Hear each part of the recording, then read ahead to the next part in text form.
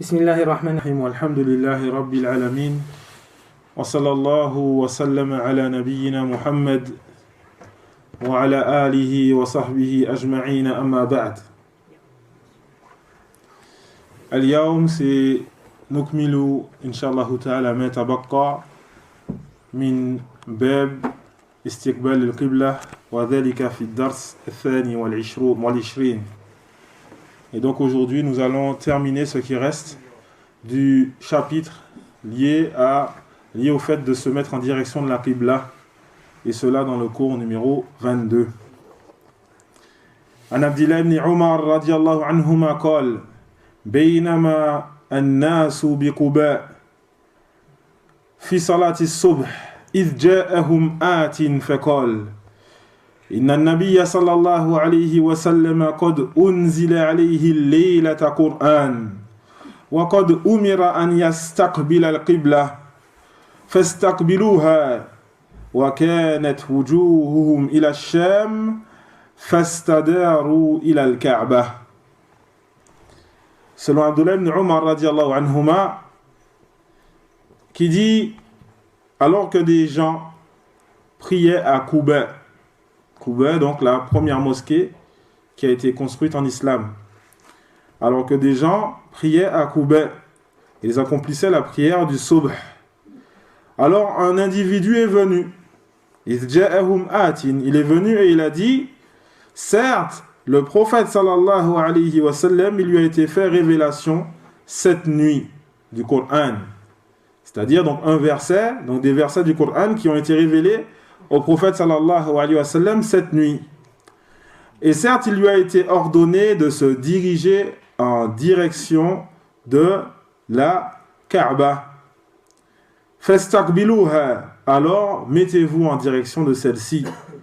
Et leur visage était tourné vers le Shem, ils se sont donc tournés vers la Kaaba. Parce que donc avant, فكان النبي صلى الله عليه وسلم والمسلمون يتجهون إلى جهة البيت المقدس. Et donc avant cela, donc le prophète ainsi que les compagnons, après la hijra, ils se dirigeaient vers la maison sainte Beit al-Maqdis, donc en Palestine. ثم تحولت القبلة. Ensuite la Qibla, elle a changé de direction. Ce n'était plus donc la maison sainte, la maison sacrée en Palestine, mais c'était la Kaaba. أخرج البخاري عن البراء بن عازب قال كان رسول الله صلى الله عليه وسلم صلى نحو بيت المقدس 16 أو 17 شهرا. Et donc Al-Bukhari a cité dans son recueil, selon Bara ibn Azib, qui dit le messager d'Allah sallallahu alayhi wa sallam a accompli la prière en direction de Beit al-Maqdis durant 16 ou 17 mois. Wa kana Rasulullah sallallahu alayhi wa sallam yuhibbu an yuwajjaha ila al-Ka'bah. Et le messager d'Allah sallallahu alayhi wa sallam aimait être dirigé vers la Kaaba. فأنزل الله, alors Allah il a fait descendre sa parole, قد نرى تقلب وجهك في السماء. Nous te voyons tourner ton visage régulièrement vers le ciel. فتوجه نحو الكعبة. Alors après cela, le prophète sallallahu alayhi wa sallam s'est dirigé en direction de la Kaaba. وقال السفهاء من الناس وهم اليهود. Alors les gens sots parmi les gens, et c'est les Yahoud, ils dirent et donc, qu'est-ce qui leur a détourné de la Qibla, de la direction qu'ils suivaient? Allah tabaraka wa ta'ala donc a répondu en citant leurs paroles, et ensuite il a dit Kul lillahi al-mashriqu wal maghrib yahdi man yasha'u ila siratin mustaqim. Dis à Allah appartient l'est et l'ouest, il guide qui il veut vers une voie de rectitude. فذكر العلماء من فوائد حديث ابن عمر رضي الله عنهما جواز العمل بخبر الواحد خلافا لمن أنكر ذلك وتمسكوا بقاعدتهم لرد السنة. Les savants disent que parmi les leçons que nous pouvons tirer de ce hadith, le fait que nous pouvons œuvrer dans notre religion avec une information rapportée par une seule personne. par une seule personne. Ils étaient tous en train de prier dans une direction et une personne est venue pour leur donner une information. Ils ont accepté cette information et ont œuvré avec. Et donc il est permis d'œuvrer avec l'information apportée par une personne. Contrairement à ce que disent certains. Il y a certaines sectes en islam qui vont rejeter des noms et attributs d'Allah tabaraka wa ta'ala. Ba'd al-ahzab fi l'islam yunkiruna ba'd al-asma' wa sifatillahi tabaraka wa ta'ala. Et pour rejeter ces noms et attributs, lorsqu'ils vont trouver ces noms et ces attributs dans la sunna, ils vont dire le hadith il est faible. Pourquoi il est faible? Rapporté par une personne. Rapporté par une personne. Alors que le prophète sallallahu alayhi wa sallam, il a envoyé parfois des compagnons seuls pour aller guider un groupe de personnes, des contrées et autres. Et le prophète sallallahu alayhi wa sallam lui-même nous a transmis le Coran, seul. Et donc, il est important de comprendre que beaucoup de personnes vont inventer des règles pour rejeter les textes de la législation. Il faut faire très attention à cela. Et à notre époque, ça existe aussi. Parmi les prédicateurs francophones, ça existe aussi des règles inventées pour juger des hadiths faibles afin que les gens n'y croient pas.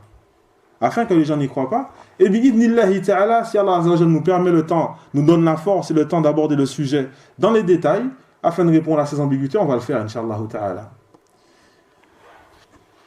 وكذلك من فوائد هذا الحديث ذكر العلماء أن الأحكام الشرعية لا تلزم إلا بعد البلاغ. Parmi les profits de ce hadith, les leçons, les savants ils citent que les jugements de la législation ne peuvent être appliqués sur une personne que après que cette personne soit au courant du jugement. Après que la personne soit au courant du jugement. Exemple. Cheikh Ibn Uthaymin, rahimahullah, il a déjà abordé le sujet une personne qui fornique et qui ne sait pas que la fornication est interdite. Et qui ne sait pas que c'est interdit. Il sort d'une religion, il arrive, se convertit à l'islam, mais il ne sait pas que c'est interdit. Et il dit le cas de cette personne n'est pas comme le cas de la personne qui sait. Le jugement ne s'applique pas ici. Le jugement ne s'applique pas ici, car la personne ne connaissait pas le jugement en islam de son acte. Ça, c'est premièrement. Maintenant, tu as une personne qui te dit « Je sais que c'est haram, mais je ne connaissais pas la sentence. » La personne, elle est dans un pays musulman qui applique la charia, elle a forniqué, ils lui ont dit « Bon, allez hop, ta sentence, c'est ça. » Il a dit « Non, je savais que c'était haram, mais par contre, je ne savais pas que c'était ça la sentence. » Alors, est-ce que le jugement s'applique ou pas? Hein? Il s'applique ou pas? Oui? Non. Oui, il s'applique. Il s'applique. Parce que les savants, ils disent, ils savaient que c'était haram. Ils savaient que c'était interdit, ça suffit. Tu sais que c'est interdit, ça suffit pour ne pas le faire. Maintenant que tu connaisses la sentence ou pas, ça c'est autre chose. Mais par contre, tu savais qu'Allah l'a interdit. D'accord? Et donc ici, les compagnons, eux, lorsqu'ils priaient, ils ne savaient pas que la direction de la Qibla, elle avait changé. Ils ne savaient pas que la Qibla, elle avait changé. Voilà pourquoi il ne leur a pas été demandé de refaire la prière. Il ne leur a pas été demandé de refaire la prière. وَكَذَلِكَ مِنْ فَوَائِدِ الْحَدِيثِ أَنَّهُ يَجُوزُ لِلْوَاحِدِ أَنْ يُكَلِّمَ مَجْمُوعَةً أَوْ فَرْدًا وَهُمْ يُصَلُّونَ لِلْحَاجَةِ. Parmi les leçons de ce hadith, le fait qu'il est permis à un individu de parler, de s'adresser à plusieurs personnes ou à une personne qui prie. Et ça pour une nécessité. Des personnes, elles prient, il n'y a pas de mal, il y a un besoin, tu as besoin de leur informer, leur dire quelque chose d'important, tu leur dis. Et ensuite, tu pars. On l'a déjà vu ici dans la mosquée, après, il ne faut pas te dire « Ah, mais pourquoi tu m'as parlé pendant la salade ?» etc., etc. Il y a énormément d'exemples des compagnons où cela s'est produit avec les compagnons du prophète sallallahu alayhi wa sallam dans Sahih al-Bukhari et Sahih Muslim. Et donc, il n'y a aucun mal à cela. وذكر العلماء أن من تحرى القبلة وسأل الناس فصلى ثم تبين له أنه أخطأ في جهة القبلة فإنه لا يعيد الصلاة لأنه فعل ما استطاع والله تبارك وتعالى قال واتقوا الله ما استطعتم. Les savants disent que celui qui cherche la direction de la Qibla, il a demandé aux gens, il s'est renseigné. Et ensuite, après avoir prié, il s'est rendu compte que la Qibla n'était pas la direction dans laquelle il a prié. Alors, à ce moment-là, les savants ils disent, donc il a trompé, mais il ne lui est pas imposé, il ne lui incombe pas de recommencer la salat. Parce qu'il a fait ce qu'il pouvait. Et Allah tabaraka wa ta'ala dit wattaqullaha mastata'tum. Craignez Allah en fonction de vos capacités. Et le prophète sallallahu alayhi wa sallam qui dit idha amartukum bi shay'in fa'tu minhu mastata'tum. Si je vous ordonne de faire quelque chose, alors faites-le en fonction de vos capacités. Eux, ils ont fait en fonction de leurs capacités.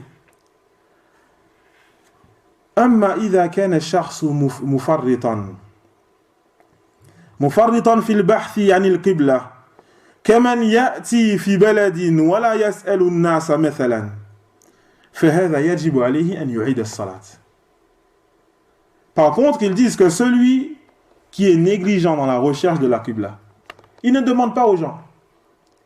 Il dit je pense que j'ai vu le soleil, je pense que c'est comme ça, allez hop, je prie.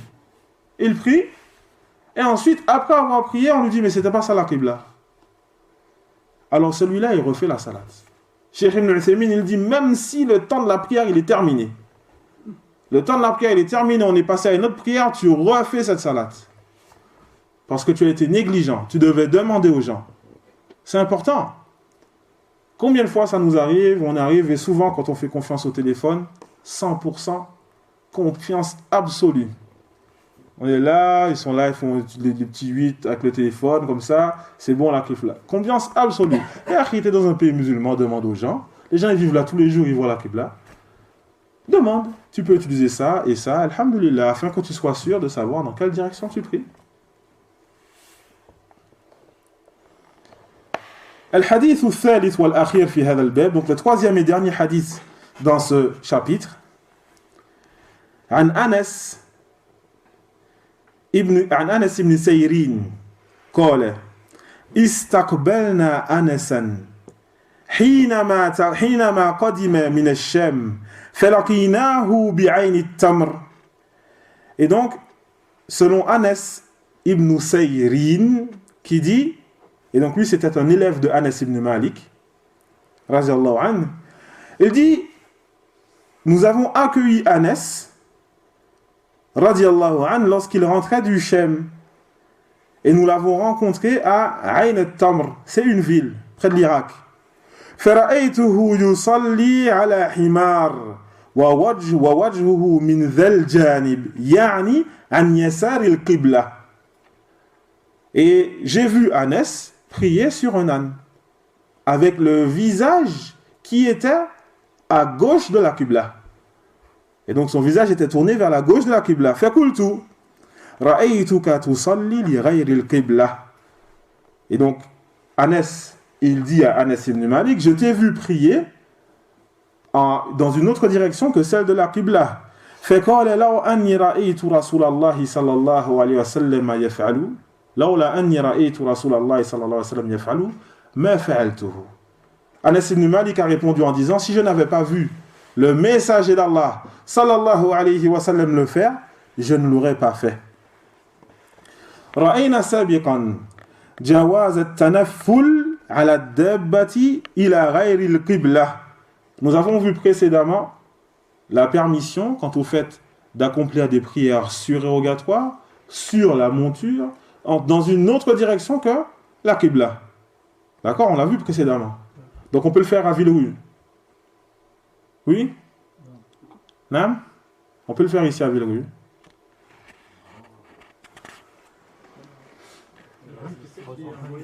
Hein? Voilà, on avait spécifié en voyage. Vous ici, vous ne le faites pas à Villerouille. Inch'Allah ta'ala. Et donc c'est spécifié en voyage. D'accord? On l'avait bien précisé, c'est pour ceux qui sont voyageurs. وفي هذا الحديث سؤال التلميذ شيخه عن دليله إذا رآه يفعل شيئا أو سمعه يقول قولا. Il y a dans ce hadith le fait qu'il est permis à l'élève de demander à son enseignant, à son cheikh, sa preuve. Lorsqu'il le voit faire quelque chose ou qu'il l'entend dire quelque chose. وهذا هو المعروف عن سلف الأمة أنهم لا يتعصبون للأشياخ. Et c'est ce qui est connu des pieux prédécesseurs de cette communauté, le fait qu'ils ne suivent pas aveuglément leurs enseignants, les أشياخ. خلافا لما نرى في هذه الأيام. ترى الشيخ يرتكب المعاصي الكبيرة والأتباع يرونها طاعة.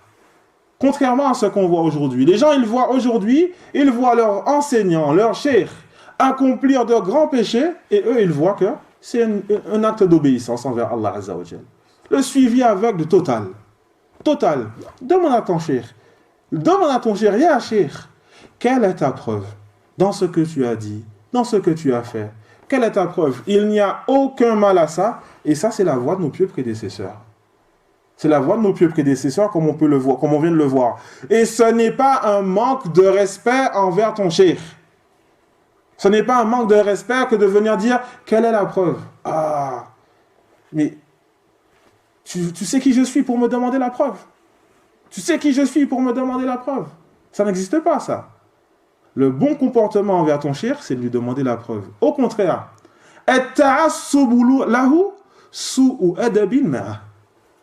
le fait de le suivre aveuglément, c'est un mauvais comportement envers lui. Parce que le bon comportement, c'est que tu lui demandes la preuve, et s'il s'est trompé, tu lui montres son erreur. وكذلك في الحديث أن الشيخ يجيب مخبرا بالدليل. Et aussi, donc, dans ce hadith, il y a le fait que le cheikh, l'enseignant, lorsqu'on lui pose cette question, il répond en donnant la preuve. Il ne s'en prend pas d'orgueil. Il ne s'en prend pas d'orgueil. Il répond en donnant la preuve. وأخيرا, et pour finir, في الحديث أن العبادة توقيفية وأن الإنسان لا يعبد الله على جهل. Il y a dans ce hadith le fait que l'adoration est tawqifiyya, c'est-à-dire qu'elle nécessite impérativement une preuve. Et que la personne n'adore pas Allah Azza wa Jal dans l'ignorance. Tu n'adores pas, tu ne sais pas si le prophète il priait comme ça, ou s'il faisait comme ça, et ensuite toi tu viens, tu fais. Pourquoi? Parce que tu as vu les gens faire. Les gens ils ont fait et donc je fais. Non. Il faut que tu te renseignes. Est-ce que le prophète sallallahu alayhi wa sallam, il faisait comme ça? Elle est où la preuve dans ce hadith? Elle est où la preuve?